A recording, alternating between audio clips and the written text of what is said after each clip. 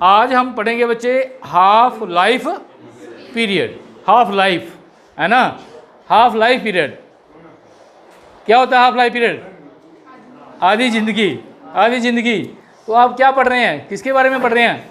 Reaction के बारे में, है ना, केमिकल रिएक्शन के बारे में। तो केमिकल रिएक्शन वो टाइम, जितने टाइम में केमिकल रिएक्शन आधी हो जाती है। और सुनो भाई, आवाज़ नहीं, जितने टाइम में केमिकल रिएक्शन आधी हो जाती है उसको बोलते हैं half life period. The time taken for which the reaction is completed, half of the reaction gate completed, जैसे मर्जी लिखें आप, ठीक है। और टाइम को हम किससे लिखते हैं? टी से, कैपिटल टी स्मॉल टी। हाँ, कैपिटल टी टेम्परेचर के लिए आता है और स्मॉल टी आता है टाइम के लिए। अगर टाइम को टी से लिखते हैं तो हाफ लाइफ को किससे लिखेंगे? हाँ, T/2 या T1/2 और T/2 ऐसे भी लिख सकते हैं, T/2। This is called half life period of the chemical reaction. किसी भी केमिकल रिएक्शन का, ठीक है, आधा टाइम जिसमें वो आधी कंप्लीट हो जाती है उसको बोलते हैं हाफ लाइफ पीरियड। लिखो इसको। तो हाफ लाइफ पीरियड इन दोनों रिएक्शन के लिए निकालना है। For zero order reaction, for zero order reaction half life period for zero order reaction हम करेंगे आज इसकी डेरिवेशन, और इस पर न्यूमेरिकल भी आते हैं बड़े बार, ठीक है। तो इसके लिए आपको पता होना चाहिए जीरो ऑर्डर रिएक्शन के रेट कांस्टेंट का क्या था एक्सप्रेशन, पता है सबको? For we know that for zero order reaction we know for zero order reaction, zero order reaction rate constant के क्या वैल्यू होती है के की? बताओ जल्दी। K equal to A not minus A upon T। सुनो भाई, this is rate constant expression for zero order reaction जो हमने पिछले लेक्चर में निकाला था। ये हमने डायरेक्ट यहाँ पुट करना है, ये आपको याद कर लेना है, जीरो ऑर्डर का भी और फर्स्ट ऑर्डर का भी, है ना। तो अभी इसके बाद फर्स्ट ऑर्डर का भी निकालेंगे। तो इसमें ये क्या है पहले तो पता होना चाहिए ये क्या है, ठीक है रिधिमा? ये क्या है? ए नॉट, बैठ के बताओ। ये है इनिशियल कंसंट्रेशन ऑफ रिएक्टेंट।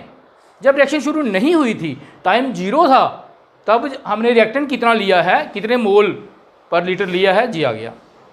और ये क्या है? This is reactant left. कितना रिएक्टेंट हमारे पास बचा है आफ्टर टाइम टी। इस टाइम टी क्या है? टाइम, 5 सेकंड, 10 सेकंड, आधा घंटा, जितना भी टाइम लिया आपने, उसके बाद कितना रिएक्टेंट बचा है, टाइम इधर लिख देना है, रिएक्टेंट इधर लिख देना है। वो जो वैल्यू आएगी वो आ गया रेट कांस्टेंट की वैल्यू, ये आ गया रेट कांस्टेंट। हमने क्या निकालना है? हमने निकालना है हाफ लाइफ पीरियड, ठीक है। इस रिएक्शन का, जीरो ऑर्डर रिएक्शन का हाफ लाइफ पीरियड निकालना भाई। तो हाफ लाइफ पीरियड की कंडीशन अप्लाई करेंगे for half life period. T equal to कितना हो जाएगा? आधा टाइम T1/2। जब टाइम T1/2 होगा तो जे चेंज होगा या जे चेंज होगा? बताइए। जे इनिशियल कंसंट्रेशन उतनी रहेगी या कम ज़्यादा होगी? जे तो इनिशियल जितनी हमने ली थी वही रही बच्चे, लेकिन जे जो है लेफ्ट, जे कितनी बची? आधे टाइम में अभी मैंने लिखवाया आपको। आधा टाइम वो होता है जितने टाइम में रिएक्टेंट कितना बचता है, जो ओरिजिनल वैल्यू ली है उससे कितना रह जाता है? आधा। ओरिजिनल वैल्यू कितनी ली थी हमने? वो जे ली थी। और आधा कैसे करते हैं? 1/2। और देखो यार, सिंपल सी बात है, ये रिएक्टेंट लिया हमने 10 मोल, मान लो 10 मोल, ठीक है। तो जब आधा टाइम होगा तो ये जो बचा है कितना बचाएगा? 10/2। और 10/2 5 बचेगा, 10/2 उसको ऐसे लिखेंगे, हमारे पास इसकी वैल्यू थोड़ी है, समझाया? बैठो नीचे। तो आपने इसे बस क्या करना, जब हाफ लाइफ पीरियड निकालना है, एक कांस्टेंट लिखा, बड़ा इंपॉर्टेंट है, ये पूछते हैं पेपर में, और इसको अप्लाई कर दी, कंडीशन कर दी। टाइम अगर आधा होगा तो ये तो जितना लिया था वही था इनिशियल, लेकिन ये जो बचा है कितना बचेगा? जितना हम लिया था उससे आधा हो जाएगा, ठीक है। तो put this value in equation put in first में पुट कर दो, ठीक है। चल भाई उस बोल क्या बन जाएगा, के इजकल टू ए नॉट की जगह ए नॉट ही रहेगा माइनस ए नॉट बाई 2 हो जाएगा और divided by T by 2, T1/2। समझाया सबको। इसकी जगह टाइम पुट कर दिया T1/2। जे जो बचा था आधा बचा है, इसको लिख दिया, ठीक है, A0/2 क्योंकि आधा अभी समझाइए। बच्चे ये सोचते हैं ये क्या बन गया, ये कैसे आ गया। अरे ये क्या है, कंसंट्रेशन रिएक्टेंट की कितनी बची, तो आधे टाइम के बाद कितनी बचेगी, जितनी ली थी इतनी, उससे आधा कैसे करते हैं, डिवाइड बाई 2 कर देते हैं, ठीक है, 2 से बड़ा कर देते हैं तभी आधा होता है। ये वैल्यू हम जहाँ पुट कर दी।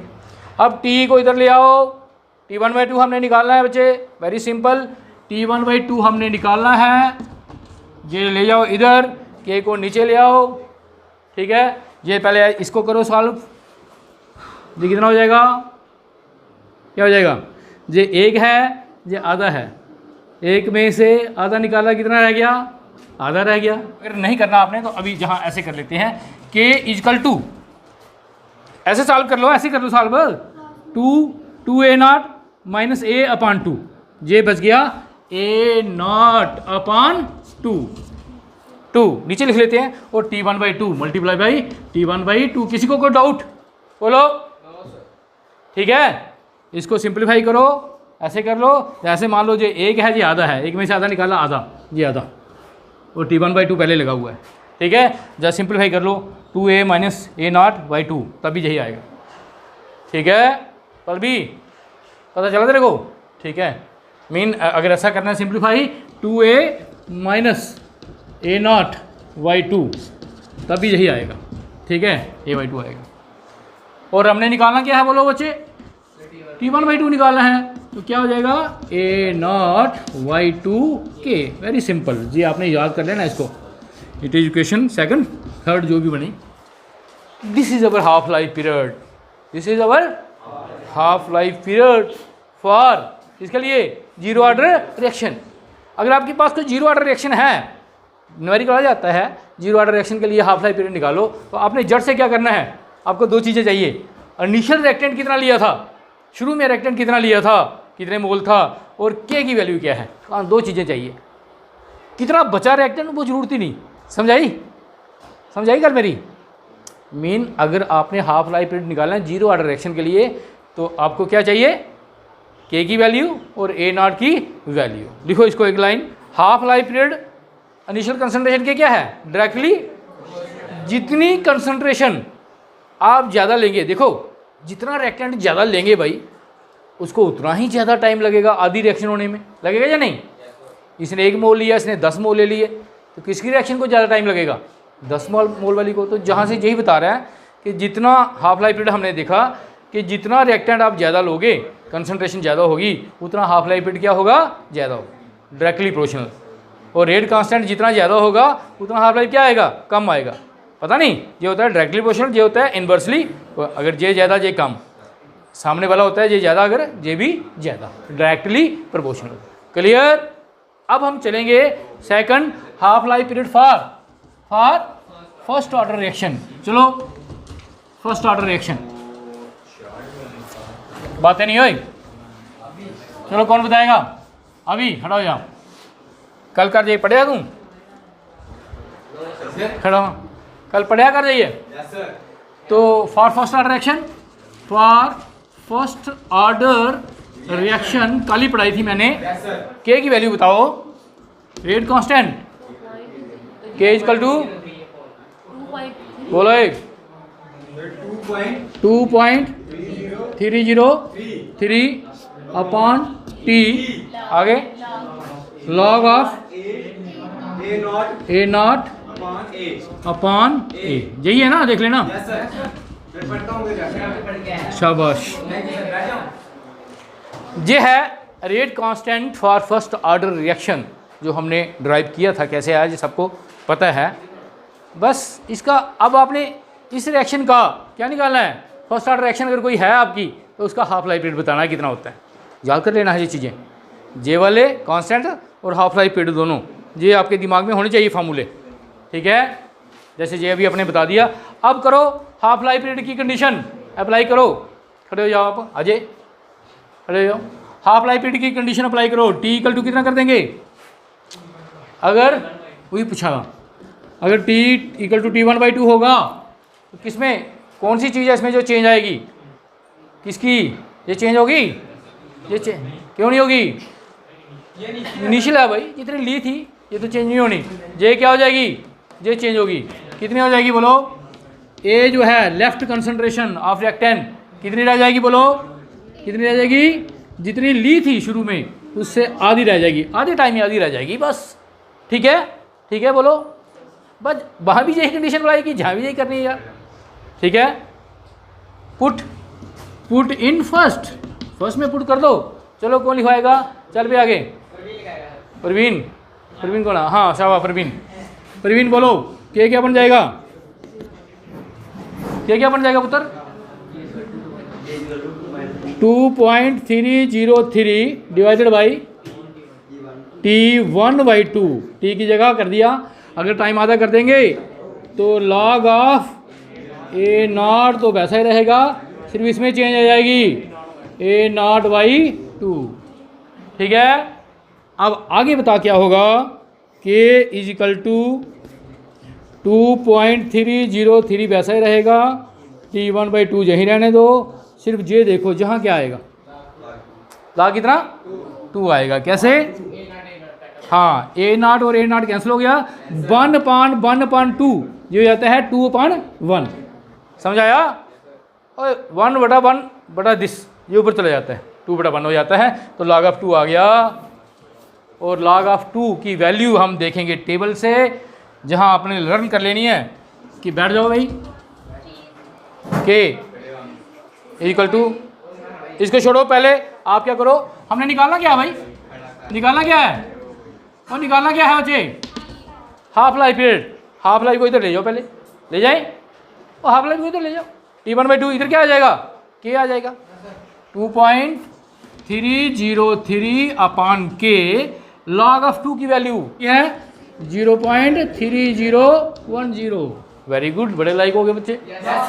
और T1/2 ठीक है, कितना आ गया गुड़िया? कितना आएगा? 0.693/K।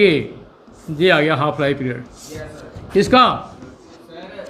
फर्स्ट ऑर्डर रिएक्शन के लिए। फर्स्ट ऑर्डर रिएक्शन के लिए कितने आसान वैल्यू यार, हैं? याद हो जाएगी ना कि बार न्यूमेरिकल होता है, डायरेक्ट हमें ये पता होना चाहिए हाफ लाइफ पीरियड। अगर ये निकालना शुरू कर दिया तो आधा घंटे मतलब 5 मिनट इसमें चलेंगे। ये याद कर लेने फार्मूले। Half life period zero order का क्या होता है, फर्स्ट ऑर्डर का क्या होता है, रेट कांस्टेंट फर्स्ट ऑर्डर का क्या होता है, जीरो ऑर्डर का क्या होता है, ये क्रैम कर लेने, ठीक है।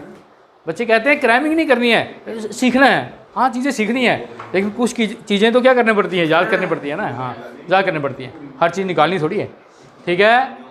अमित ये बता, ये हाफ लाइफ पीरियड क्या बता रहा है? हमारे पास दो चीज़ें होती हैं, तीन रिएक्शन में 3 चीज़ें हैं। एक तो है इनिशियल कंसंट्रेशन, एक है फाइनल लेफ्ट कंसंट्रेशन, और एक है रेट कांस्टेंट। ये रिएक्शन क्या बता रही है कि रिएक्शन का जो हाफ लाइफ पीरियड है वो किस पे डिपेंड कर रहा है? किस पे डिपेंड कर रहा है? रिएक्टेंट पे डिपेंड कर रहा है। और रिएक्टेंट है इधर नहीं है, ना ही इनिशियल रिएक्टेंट है ना ही लेफ्ट है। देखो कितना आसान हो गया। कहता है अगर आपने फर्स्ट ऑर्डर रिएक्शन का हाफ लाइफ पीरियड निकालना है तो आपको ना ही इनिशियल कंसंट्रेशन की वैल्यू चाहिए, ना क्या चाहिए, ना फाइनल चाहिए, सिर्फ आपको चाहिए तो क्या चाहिए, rate constant. First order reaction का रेट कांस्टेंट क्या है, ठीक है। तो लिख लो इसको, the half life period of first order reaction is independent of initial and final concentration but depend upon only rate constant. चलो लिखो, type of reaction, type of reaction, rate equation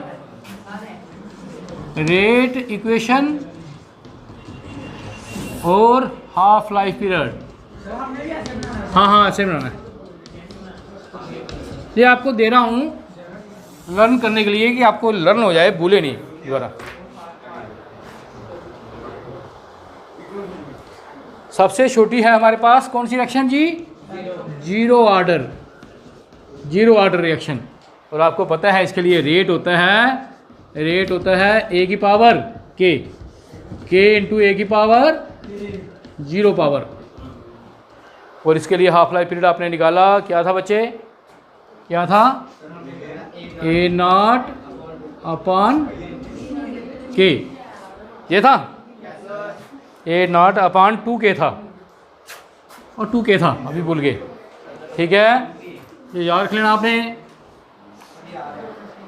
ठीक है, उसके बाद हमने निकाला फर्स्ट ऑर्डर का rate होता है कि ए की पावर 1, और इसके लिए आपको पता है क्या आया था? 0.693 अपॉन के। इस पर फर्स्ट ऑर्डर पे बड़े बार पूछते हैं न्यूमेरिकल।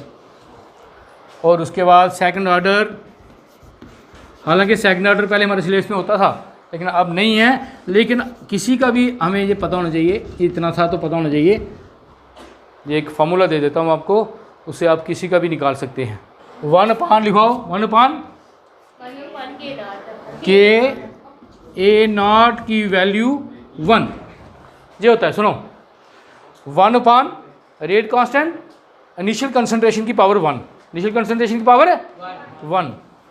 ऐसे अगर थर्ड ऑर्डर के लिए करेंगे, थर्ड ऑर्डर के लिए तो रेट आपको पता है कि ए की पावर 3, मीन ये 2 के लिए डिफरेंट है, बाकियों के लिए सबका सेम आएगा। देखना आप, थोड़ा सा फर्क होगा, वो आपको फार्मूला दे देता हूँ।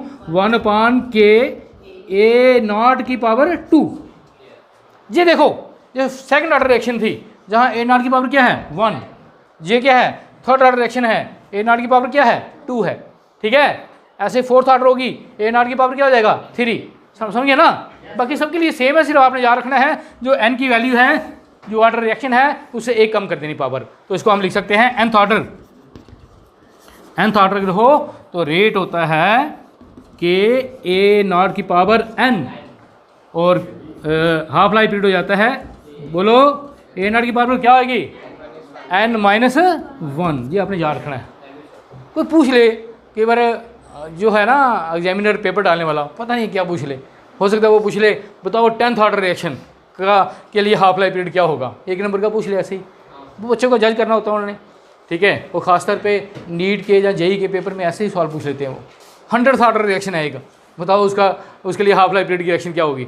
क्या होगा? तो होगा 1 अपान के ए नॉट की पावर 99 अगर 100 होगा, मीन जितना रेट इक्वेशन है, रिएक्शन है, उससे एक पावर का क्या कर देनी है? कम कर दें। और समझ आया कि नहीं? तो ये 2 है मेन जिस पे आपको न्यूमेरिकल पूछ सकते हैं। ठीक है, जो हमारे सिलेबस में ये 2 हैं, लेकिन ये भी आपको पता होना चाहिए थोड़ा सा इनके बारे में। अब हम करेंगे न्यूमेरिकल।